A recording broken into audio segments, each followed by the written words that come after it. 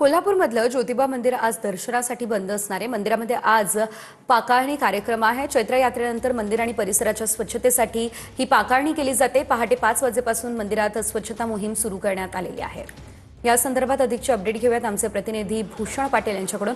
भूषण, आपण पाहतोय आज मंदिर दर्शनासाठी बंद ठेवलं जाणार आहे आणि सकाळपासून स्वच्छता सुरू झाली आहे। काय अपडेट या संदर्भात?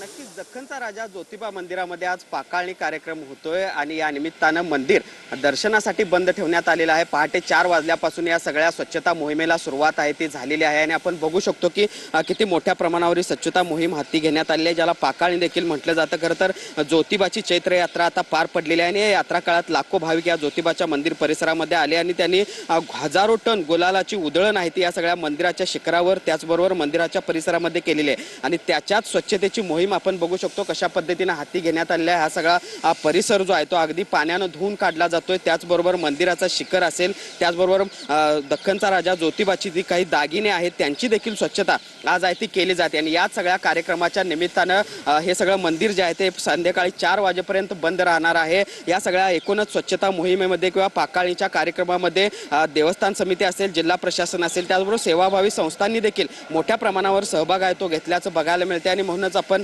बघतोय कशा पद्धतीने या ठिकाणी या सगळ्या सामाजिक कार्यकर्त्यांची वर्दळ आहे ते आपल्याला बघायला मिळते। पुजाऱ्यांची धावपळ देखील या सगळ्या स्वच्छतेसाठी आपल्याला बघायला मिळते। मंदिर पूर्णतः भाविकांसाठी आज दिवसभर बंद ठेवण्यात आलेलं आहे। धन्यवाद तुम्ही दिलेल्या सर्व सविस्तर अपडेटसाठी भूषण।